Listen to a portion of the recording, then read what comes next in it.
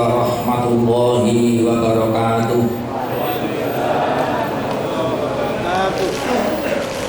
Bismillahirrahmanirrahim. Alhamdulillahilladzi nawwara qulubana wa qawalibana bi barakatil ulama. Asyhadu an la ilaha illallah wahdahu la syarika lah. Al-awwalu bil ibtida wal akhiru bil intiha. Wa asyhadu anna Muhammadan abduhu wa rasuluh. Arsalahu wa ayyadahu bil mu'jizatil ghirab. Allahumma shalli ala sayyidina Muhammad abdika wa nabiyyika wa rasulika nabiyil ummi wa ala alihi wa sahbihi wa sallim tasliman bi qadri 'azamati dzatika fi kulli waqtin wahid. Shalatu wa salaman daimaini mutalazimaini ila yaumil jaza. Amma ba'du. Anggap saja kalau di ruangan ini adalah praksi NU yang sangat kami hormati. Pengurus Sabang ada yang hadir dari unsur Suriah, Wakil Rais Al-Mukarram Romo Kiai Haji Husaini Ustaz, ada dari Wakil Bendahara Bapak Haji Abdullah Fatah, dan insya Allah nanti akan disusul beberapa dari unsur Tanfidiyah untuk mengikuti dan mengawal jalannya konferensi di siang hari ini. Pengurus MBC NU duduk sampean, lembaga dan banom di seluruh di lingkungan MBC duduk sampean, pengurus ranting se-MBC duduk sampean, peserta undangan hadirin hadirat rahimakumullah. Setelah kita bersama-sama bertakmid kehadiran Allah atas seluruh anugerah dan karunia-Nya yang telah kita terima, yang tidak mungkin dapat kita hitung. Wa in ta'udu ni'matallahi la tuhsuha. Dan kita lanjutkan lantunan doa sholawat dan salam teruntuk baginda Rasulullah Sallallahu Alaihi Wasallam. Maka izinkanlah saya atas nama pengurus Sabang Nahdlatul Ulama Kabupaten Gresik menyampaikan selamat berkonferensi untuk MBC NU untuk sampean. Sebenarnya kalimat periodik itu tidak perlu, karena yang namanya konferensi ya pasti periodik. Di ketentuan organisasi cukup dengan istilah konferensi. Kalau di cabang konferensi cabang, di MBC konferensi MBC, di tingkat ranting namanya musyawarah atau rapat ranting, tidak rapat periodik. Dengan harapan mudah-mudahan konferensi ini memperoleh ridho dan berkah dari Allah Subhanahu wa Ta'ala, sukses dalam pelaksanaan, sukses dalam mengambil keputusan, dan sukses pula dalam merealisasikan gagasan dan keputusannya. Ala hadhihi niyat al-Fatihah. Bismillahirrahmanirrahim.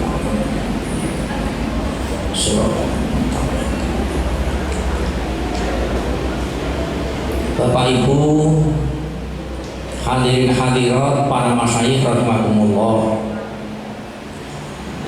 Konferensi memiliki fungsi yang sangat strategis di dalam organisasi, termasuk di dalamnya adalah organisasi NU. Setidaknya konferensi ini punya misi 3 hal. Yang pertama adalah untuk mempertanggungjawabkan kinerja dan amanat yang telah diterima oleh kepengurusan masa khidmat 5 tahun yang lalu melalui konferensi yang sama 5 tahun yang lalu. Pertanggungjawaban ini merupakan satu kewajiban karena sebagai pengemban amanat diserahi oleh pemilik amanat yaitu warga NU untuk melaksanakan tugas-tugas organisatoris dari apapun yang dilaksanakan dipertanggungjawabkan lewat forum konferensi ini. Tadi Ketua MWJ telah menyampaikan kata sambutan dengan rasa pertanggungjawaban. Meskipun insya Allah nanti ada sidang tersendiri yang membahas tentang pertanggungjawaban, tapi kalau saya simak sekian proses sambutan beliau Bapak Haji Ilham Shohib selama berjalan melaksanakan tugas 5 tahun dan didampingi oleh Al-Mukarram Romo Kiai Haji Ahmad Sholeh Baidowi selaku Rais, telah melakukan gebrakan tadi itu. Tapi jangan gebrak terus, Pak. NU satu saat butuh gebrakan, tapi satu saat butuh keuletan untuk terus berkhidmat dalam bentuk-bentuk yang terkadang melalui jalan yang sunyi dan senyap. Itu juga diperlukan. Saya ingat waktu hadir di lapangan Udan Deres Becek kemarin ya, yang menghadirkan para habaib dari Jember. Saya masih ingat ya, karena gebrakan jadi nggak bisa lupa-lupa. Yang kedua adalah konferensi ini sebagai wahana evaluasi. Untuk apa harus dievaluasi? Karena konferensi adalah wahana evaluasi, sudah barang tentu akan terungkap berbagai kekurangan-kekurangan, dan itu harus siap. Idza tamal amru badan naksu, sesuatu kalau sudah sampai pada puncak akhir akan muncul kekurangannya. Karena evaluasi di dalam konferensi ini merupakan muhasabah. Terkadang malah seakan menguliti, bahkan menelanjangi. Tapi itu semua kalau berangkat dari hati yang jernih dalam rangka untuk mempersiapkan dan merumuskan kegiatan-kegiatan, program-program di masa yang akan datang, maka forum evaluasi ini adalah forum evaluasi yang sah, halalan, thayyiban. Tapi tentu saja etika nandia itu harus tetap dikedepankan. Setelah dievaluasi, maka akan muncul sisi-sisi kekurangan dan kelemahan yang berakibat pada tidak bisa dilaksanakannya program sesuai dengan amanat. Untuk apa? Bukan untuk menjelek-jelekan, akan tapi untuk merumuskan bersama agar program ke depan sesuai dengan kebutuhan warga NU, kebutuhan masyarakat umum terukur sesuai dengan ketersediaan waktu, ketersediaan SDM dan lain sebagainya. Ini fungsi dari evaluasi sebagai misi kedua konferensi di semua jenjang, termasuk di tingkat MWJ ini. Yang ketiga, kemudian baru memilih pengurus. Untuk apa pengurus ini dipilih? Untuk diserahi dan diamanati rumusan-rumusan yang telah disepakati bersama, hasil kajian dari waktu ke waktu, dan kemudian dirumuskan untuk menatap masa depan. Ini harus ada yang mengeksekusi. Inilah butuhnya pengurus. Namun tiga hal yang saling kait-mengkait, tali temali, tidak boleh dipisahkan satu dengan yang lain. Ini pada umumnya di setiap konferensi yang kita rasakan, orientasinya adalah kepengurusannya. engko iki sapa sing dadi, sapa sing nyalon. Sama sekali soal evaluasi kinerja program, rancangan dan sebagainya seolah dianak tirikan. Inilah salah kaprah. Kan salah tapi kaprah. Karena kaprah seakan-akan tidak salah. Gitu. Tapi meskipun kaprah, wong salah ya tetap salah. Pembenahan ini menjadi berat para bapak ibu, tapi insya Allah kalau di NU itu relatif lebih mudah dikendalikan, apalagi tadi sudah disinggung bahwa di NU ini isinya hanya pengabdian dan pengabdian. Maka yang tertuang di dalam SK tidak pernah menyebut masa jabatan, yang ada adalah masa khidmat, masa pengabdian. Para bapak ibu, para masyayikh yang kami hormati, dalam rangka untuk memperoleh sebuah kepengurusan, NU telah punya garis sebagai dasar mekanisme pembentukan kepengurusan, di mana di NU ini ada dua kelembagaan yang terus beriringan, yaitu lembaga kesuriahan dan kemudian tanfidiyah. Untuk suriah ini menggunakan mekanisme apa yang disebut dengan ahlul hali wal akdi. Siapa ahlul hali wal akdi itu? Ahlul hali wal akdi adalah para masyayikh, para sahibul ma'ahid. Diambil 5 orang saja dari seluruh MBC NU untuk sampean ini. 5 orang ini diusulkan oleh seluruh ranting. Kalau usulannya lebih dari 5 orang misalnya, maka diambil 5 orang yang suara terbanyak. Beliau berlima inilah yang disebut dengan ahlul hali wal akdi untuk berembuk, dan hasil rembukan itu akan memperoleh satu keputusan, yaitu menunjuk seorang rais suriah. Ahlul hali wal akdi tugasnya tidak berakhir pada saat berakhirnya konferensi, karena sudah rapat dan juga sepakat menunjuk seorang tokoh yang dianggap layak dan pantas untuk mengemban tugas sebagai rais suriah. Tidak. Akan tetapi 5 orang ahlul hali wal akdi ini masih punya tugas untuk mengawal, memantau dan mengendalikan, meskipun mereka tidak dalam struktur kepengurusan, tapi secara personal dan tanggung jawab moral, ahlul hali wal akdi ini akan mengawasi kinerja pengurus yang ditunjuk ini, sehingga satu saat perjalanannya ternyata mengalami error.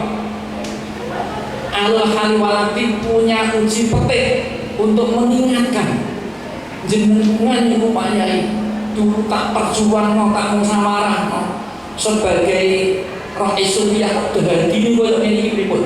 Niki ahlul hali wal akdi masih punya peran selama-lamanya. Jadi ahlul hali wal akdi ini adalah makom yang sangat terhormat, karena itu tidak dimunculkan dalam struktur. Itu ahlul hali wal akdi. Diambil 5 orang. Siapa 5 orang itu? Terserah ranting. Siapa yang ditunjuk dari seluruh warga, tokoh masyarakat, masyayikh di MBC itu ini. Ini untuk memilih suriah. Sedangkan untuk tanfidiyah, hasil dari Muktamar Jombang ini masih memberlakukan sistem pemilihan langsung, dipilih oleh ranting. Dipilih oleh ranting dengan mekanisme yang sudah dituangkan dalam ADART, yang sudah barang tentu di konferensi ini diakomodir di dalam tata tertib yang nanti akan disahkan melalui sidang yang dimaksud untuk itu. Ini mekanisme untuk memperoleh sebuah kepengurusan. yang tidak boleh digeser sama sekali agar konferensi ini tepat dan berkualitas. Para masyayikh, Bapak Ibu hadirin hadirat rahimakumullah, sebenarnya banyak yang ingin saya sampaikan, tapi karena keterbatasan waktu, jam 10 saya kesini tadi sudah lebih, padahal di jadwal acara itu jam 10 itu sudah berakhirnya masa acara pembukaan. Ini problem juga, karena tadi saya datang sebelum jam 8. Saya datang sebelum jam 8, tepat waktu, tapi alhamdulillah tidak juga. Tidak juga, sehingga kalau saya perpanjang nanti waktu jadi mundur, maka saya ambil yang pokok-pokok yang tidak mungkin untuk kita tinggalkan dalam kesempatan memberikan sambutan perkara ini. Bapak Ibu yang kami hormati,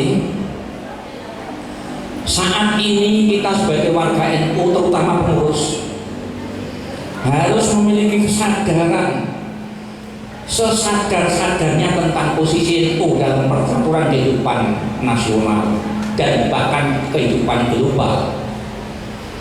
Kita memang berada di level MBC, tingkat kecamatan, tapi eksistensi kita nggak bisa dipisahkan dengan NU secara keseluruhan. Nah, oleh karena itu NU harus sadar tentang apa? Sadar sebagai ormas yang besar, yang warganya bertebaran di berbagai sektor kehidupan masyarakat. NU nggak ustaz tok, tidak guru madrasah tok, petani, nelayan, pedagang, politisi, birokrat, semua ada. Semua warga NU bertebaran di mana-mana. Akademisi di Buduk ini yang profesor sudah berapa? Semua ini warga kita yang sudah barang tentu semua membutuhkan dan menunggu sentuhan-sentuhan tangan dari Nahdlatul Ulama. Inilah kenapa NU menjadi dipertimbangkan di tingkat global, di tingkat internasional, karena keberagaman warganya yang memiliki SDM yang bermacam-macam, dan semua itu menjadi kebutuhan dalam kehidupan masyarakat. Karena itu NU dituntut tampil sebagai pengayom. Itulah sebabnya NU harus terus mengawal akidah dan amaliyah warganya agar tidak menyimpang dari koridor ahli sunnah wal jamaah.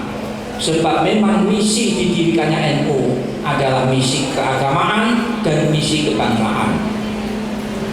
Misi keagamaan dalam rangka untuk memperjuangkan, membela, memperjuangkan dan mengembangkan paham Islam ala ahli sunnah wal jamaah dalam kehidupan kemasyarakatan. Harus terus menegakkan prinsip tasamuh, jiwa toleran, tidak ekstrem kanan dan tidak pula ekstrem kiri,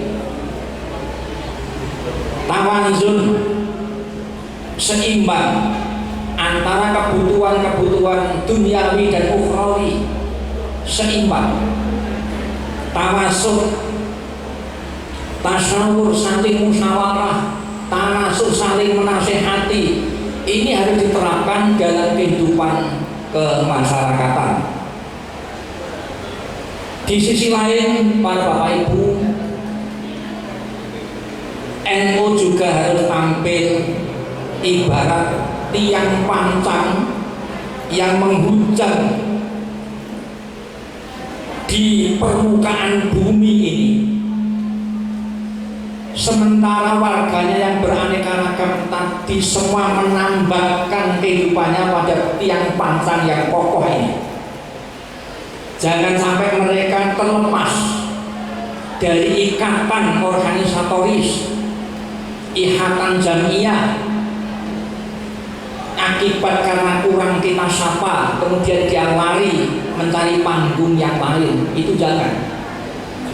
Oleh karena itu karena NU harus tampil sebagai tiang panjang yang kokoh menghujam di bumi persada Nusantara ini, maka jangan sampai rapuh, jangan sampai NU ini dibawa lari oleh kepentingan sebagian warga kita yang tentu memiliki kepentingan dan keinginan yang berbeda-beda. Betapa beratnya, tapi ini insya Allah mulia. Makanya kalau orang tahu betul tugas yang harus diemban sebagai pengurus NU, awang-awangan dari pengurus NU, malah royoan. Bagi mereka yang belum paham saja kira-kira, karena dianggap posisi yang bergengsi kemudian. Tapi sebenarnya kalau dipelajari betul, la haula wala quwata illa billah.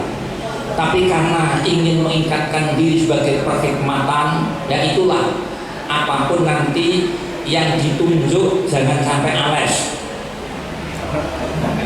ya kan? Sing ditunjuk ojo ales.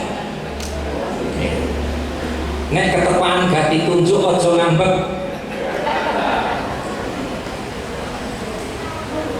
Niki bahasan hidup mawon nggih. Nah itu. Karena sebenarnya begitu. Nah oleh karena itu NU harus tetap kokoh dan kuat untuk melayani dan mengendalikan umat dan warganya secara proporsional. NU tidak boleh hanyut terbawa oleh keinginan dan kepentingan sebagian kelompok tanpa mempertimbangkan kepentingan yang lain.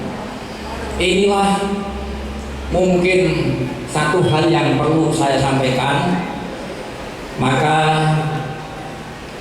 mari kita bersama-sama menandai dibukanya konferensi NBC-NU Duduk tahun 2021 sampai dengan 2026 nanti, dengan bersama-sama membaca suratul Fatihah, biniat doa, mudah-mudahan kita senantiasa memperoleh saluran keberkahan dari para aulia, para ulama yang mendirikan NU ini dan mengawal NU ini dari waktu ke waktu ila yaumil qiyamah. Ala hadhihi niyat wa ala kulli niyatin shalihah syaikhul lana wa lahumul Fatihah. Bismillahirrahmanirrahim. Iyyaka na'budu wa iyyaka nasta'in. Shiratal mustaqim. Shiratal ladzina an'amta 'alaihim.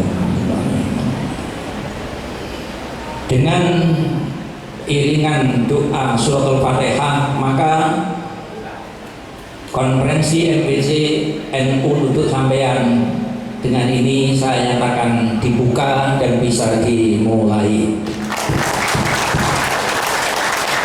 Terima kasih, mudah-mudahan ada guna dan manfaatnya. Aku qouli hadza wa astaghfirullahi wa lakum. Wallahul muwaffiq ila aqwamit thoriq. Wassalamualaikum warahmatullahi wabarakatuh.